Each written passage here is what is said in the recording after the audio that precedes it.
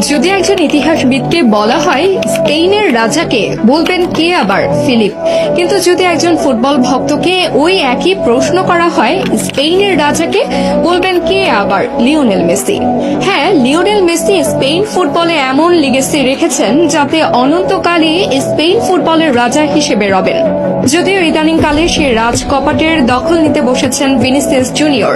না, ভিনিসিয়াস এমন ধাঁচের ফুটবল খেলেনি যে মেসির সমতুল্য হয়ে গিয়েছেন, কিন্তু ভিনিসিয়াস ভক্তরা এমন একটা ভাব দেখাচ্ছেন যেন ভিনিসিয়াস আকাশ জয় করে ফেলছেন। আসলে কি তাই? যারা অতিরঞ্জিত হয়ে ভিনিসিয়াসের এমন গুণকীর্তন শুরু করেন তারা কি জানেন স্পেন ফুটবলে লিওনেল মেসির রেকর্ডগুলো সম্পর্কে? যে রেকর্ডগুলো ভিনিসিয়াস কেন ফুটবল বিশ্ব আর কারো পক্ষে গড়া সম্ভব নয়।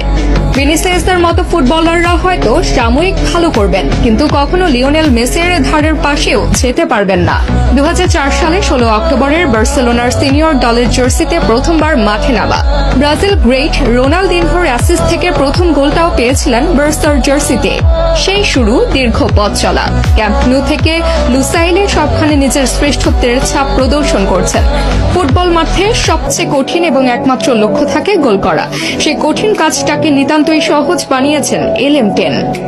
নিজ ক্লাব বার্সেলোনার ইতিহাসের সর্বোচ্চ গোলদাতা তো বটেই, সঙ্গে স্পেন ঘরোয়া ফুটবলেরও সর্বোচ্চ গোলদাতাই মেসি।